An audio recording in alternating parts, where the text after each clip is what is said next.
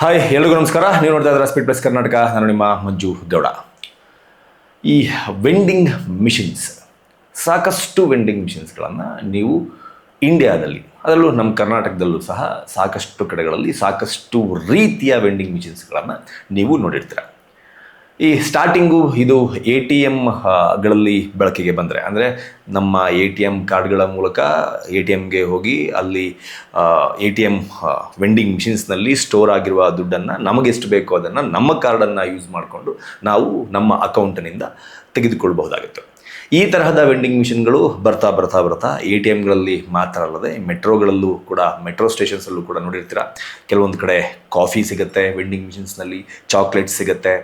ಹೀಗೆ ಬೇರೆ ಬೇರೆ ಬೇರೆ ಬೇರೆ ವೆಂಡಿಂಗ್ ಮಿಷಿನ್ಸ್ಗಳು ಇಡೀ ಇಂಡಿಯಾದಲ್ಲಿ ಡೇ ಬೈ ಡೇ ಬರ್ತಾ ಹೋಯಿತು. ಸೊ ಇದೀಗ ಚೀನಾ ಮತ್ತೊಂದು ಹೊಸ ವೆಂಡಿಂಗ್ ಮಿಷಿನನ್ನು ಕಂಡುಹಿಡಿದಿದೆ. ಆ ವೆಂಡಿಂಗ್ ಮಿಷನ್ನ ನೋಡಿರುವಂತಹ ಭಾರತೀಯರು ಸಿಕ್ಕಾಪಟ್ಟೆ ಆಶ್ಚರ್ಯವನ್ನು ಸಹ ವ್ಯಕ್ತಪಡಿಸ್ತಾ ಇದ್ದಾರೆ. ಈ ತರಹದ ಒಂದು ವೆಂಡಿಂಗ್ ಮಿಷನ್ ನಮ್ಮ ಭಾರತಕ್ಕೂ ಕೂಡ ಬರಬೇಕು, ನಾವು ತುಂಬ ಹಿಂದೆ ಇದ್ದೀವಿ ಎನ್ನುವ ಮಾತುಗಳನ್ನು ಸಹ ಈಗ ಆಡೋದಕ್ಕೆ ಸ್ಟಾರ್ಟ್ ಮಾಡಿದ್ದಾರೆ. ಹಾಗಾದರೆ ಯಾವುದು ಆ ವೆಂಡಿಂಗ್ ಮಿಷನ್, ಅಂತಹ ವಿಶೇಷತೆ ಏನಿದೆ ಅನ್ನೋದನ್ನು ನಾನು ಈ ವಿಡಿಯೋದಲ್ಲಿ ನಿಮ್ಗೆ ಹೇಳ್ತೀನಿ.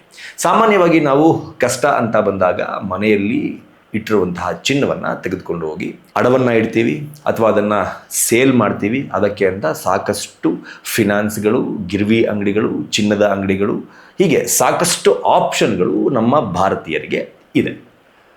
ಚಿನ್ನವನ್ನು ಮಾರಬೇಕು ಅಂತಂದರೆ ಚಿನ್ನದ ಅಂಗಡಿಗೆ ಹೋಗಿ ಅದನ್ನು ಕೊಟ್ಟು ಅವತ್ತಿನ ಮಾರ್ಕೆಟ್ ರೇಟ್ ಏನಿರುತ್ತೆ ಅದನ್ನು ಲೆಕ್ಕ ಹಾಕಿ ಒಂದು ದುಡ್ಡನ್ನು ಕೊಡುವಂತಹ ಕೆಲಸವನ್ನು ಗಿರ್ವಿ ಇಡಿಸ್ಕೊಳ್ಳುವ ಅಂಗಡಿಗಳು ಅಥವಾ ಚಿನ್ನದ ಅಂಗಡಿಗಳು ಮಾಡ್ತವೆ. ಅದರ ಜೊತೆಗೆ ಗಿರ್ವಿ ಇಡಿಸ್ಕೊಳ್ಳುವ ಅಂಗಡಿಗಳು ಸಹ ಚಿನ್ನವನ್ನು ಇಂತಿಷ್ಟು ದಿನಗಳವರೆಗೆ, ಅಂದರೆ ಎಷ್ಟು ದಿನಗಳ ಕಾಲ ನೀವು ಆ ಗಿರ್ವಿ ಅಂಗಡಿಯಲ್ಲಿ ದುಡ್ಡನ್ನು ವಾಪಸ್ ಕಟ್ಟೋದಿಲ್ವೋ ಅಷ್ಟು ದಿನಗಳ ಕಾಲ ಅವರು ಚಿನ್ನವನ್ನು ಇಟ್ಕೊಂಡು ತಿಂಗಳ ಬಡ್ಡಿಯನ್ನು ವಸೂಲಿ ಮಾಡುವಂಥ ಕೆಲಸವನ್ನು ಸಹ ಮಾಡ್ತಾ ಇರ್ತಾರೆ.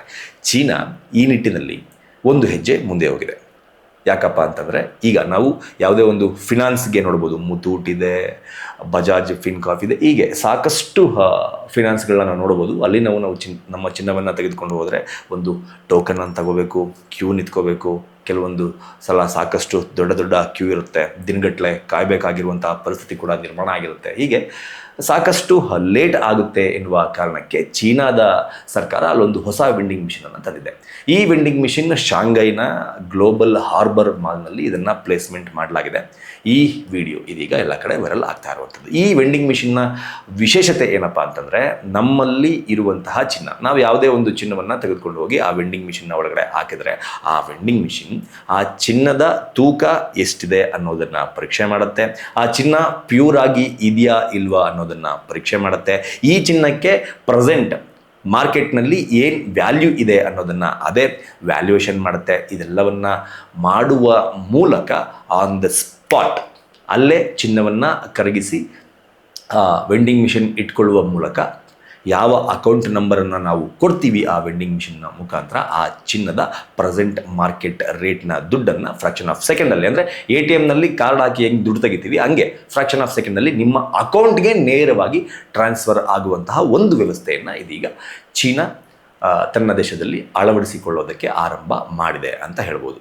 ಅಂದರೆ ಇಲ್ಲಿ ಈ ವೆಂಡಿಂಗ್ ಮಿಷಿನ್ ಮ್ಯಾನ್ಯುಯಲ್ ಆಗಿ ಒಬ್ಬ ಮನುಷ್ಯ ಕುಳಿತುಕೊಂಡು ಚಿನ್ನವನ್ನು ನೋಡಿ ಅದನ್ನು ಪರೀಕ್ಷೆ ಮಾಡಿ ಅದಕ್ಕೆ ಒಂದು ದುಡ್ಡನ್ನು, ಅಂದರೆ ಒಂದು ಮೊತ್ತವನ್ನು ಕಟ್ಟುವ ಕೆಲಸವನ್ನು ಮಾಡ್ತಾ ಇದ್ದ. ಆ ಎಲ್ಲ ಕೆಲಸವನ್ನು ಈ ಒಂದು ವೆಂಡಿಂಗ್ ಮಿಷಿನ್ ಮಾಡೋದಕ್ಕೆ ಎಲ್ಲ ರೀತಿಯಲ್ಲೂ ಸಜ್ಜಾಗಿ ಚೀನಾದಲ್ಲಿ ಕಾರ್ಯವನ್ನು ಆರಂಭ ಮಾಡಿದೆ ಅಂತ ಹೇಳಬಹುದು. ಸೊ ನೀವು ನೋಡಿದಂತಹ ಈ ವಿಡಿಯೋ ಕೂಡ ಈಗ ಎಲ್ಲ ಕಡೆ ಸಿಕ್ಕಾಪಟ್ಟೆ ವೈರಲ್ ಆಗ್ತಾ ಇದೆ. ಈ ವಿಡಿಯೋವನ್ನು ನೋಡಿದಂತಹ ಭಾರತೀಯರು ಕೂಡ ಭಾರತದಲ್ಲೂ ಈ ತರಹದ ವೆಂಡಿಂಗ್ ಮಿಷಿನ್ಸ್ಗಳು ಬರಬೇಕು ಅಂತ ಬೇಡಿಕೆಯನ್ನು ಇಡ್ತಾ ಇದ್ದಾರೆ. ಮುಂದಿನ ದಿನಗಳಲ್ಲಿ ಇದು ಭಾರತೀಯರಿಗೂ ಸಹ ಸಾಕಷ್ಟು ರೀತಿಯಲ್ಲಿ ಉಪಯೋಗ ಆಗಬಹುದು ಅಂತ ಹೇಳಲಾಗ್ತಾ ಇದೆ. ಆದರೆ ಇಲ್ಲಿ ನನಗೆ ಬರ್ತಾ ಇರುವ ಒಂದು ಡೌಟ್ ಏನಪ್ಪ ಅಂತಂದರೆ, ಇಲ್ಲಿ ಭಾರತದಂತಹ ದೇಶಗಳಲ್ಲಿ ಚೈನ್ ಸ್ನ್ಯಾಕಿಂಗ್ ಇದೆ, ಮನೆ ಕಳುವು ಇದೆ, ಚಿನ್ನಾಭರಣವನ್ನು ದರೋಡೆ ಮಾಡ್ಕೊಂಡು ಹೋದ್ರು ಅಂತಿದೆ. ಸೊ ಹೀಗೆ ಕದ್ದ ಚಿನ್ನವನ್ನು ಮಾರೋದು ಸಿಕ್ಕಾಪಟ್ಟೆ ಕಷ್ಟ. ಅಂದರೆ ಯಾವುದೋ ಒಬ್ಬ ವ್ಯಕ್ತಿಗೆ ತೊಗೊಂಡು ಕೊಡಬೇಕಾಗುತ್ತೆ, ಅದಕ್ಕೆ ಅವನು ಪ್ರೂಫ್ ಕೇಳ್ತಾನೆ. ಪ್ರೂಫ್ ಕೇಳಿದಾಗ ಅದು ನಮ್ಮದು ಅಂದರೆ ಮಾತ್ರ ಆತ ತೆಗೆದುಕೊಳ್ತಾನೆ. ಅಂದರೆ ರಿಸ್ಕ್ ಜಾಸ್ತಿ ಇರುತ್ತೆ. ಇಫ್ ಇನ್ ಕೇಸ್ ಈ ತರಹದ ಮಿಷನ್ಗಳು ಭಾರತಕ್ಕೆ ಬಂದುಬಿಟ್ರೆ ಮೋಸ್ಟ್ಲಿ ಕಳ್ಳರಿಗೆ, ಚೈನ್ ಸ್ನ್ಯಾಚ್ ಮಾಡೋರಿಗೆ ಇದು ಸಿಕ್ಕಾಬಟ್ಟೆ ಉಪಯೋಗ ಆದರೂ ಆಗಬಹುದು. ಈ ರೀತಿಯ ಮಿಷನ್ಗಳನ್ನು ಭಾರತದಲ್ಲಿ ತರೋದಕ್ಕೆ ಏನಾದರೂ ಯೋಚನೆ ಮಾಡಿದ್ದೆ ಆದರೆ ಇನ್ನೊಂದಷ್ಟು ಮಾರ್ಪಾಟುಗಳನ್ನು ಮಾಡಿಕೊಂಡು ಈ ಮಿಷನ್ನ ಭಾರತಕ್ಕೆ ತಂದರೆ ಆಗ ಉಪಯೋಗ ಆಗಬಹುದು ಅಂತ ನನಗನ್ಸುತ್ತೆ. ನಿಮ್ಗೇನನ್ಸುತ್ತೆ ಈ ವೆಂಡಿಂಗ್ ಮಿಷನ್ ಅಂದರೆ ಚೀನಾದ ಈ ಹೊಸ ಒಂದು ಆಲೋಚನೆಯ ಬಗ್ಗೆ ನಿಮ್ಗೇನನ್ಸುತ್ತೆ ಅನ್ನೋದನ್ನು ಕಮೆಂಟ್ ಬಾಕ್ಸ್ ಮೂಲಕ ತಿಳಿಸಿ ಅಂತ ಕೇಳ್ಕೊತಾ ಈ ವಿಡಿಯೋನ ಮುಗಿಸ್ತಾ ಇದ್ದೀನಿ. ನಮಸ್ಕಾರ. ಬೀಟ್ಲೆಸ್ ಕರ್ನಾಟಕ.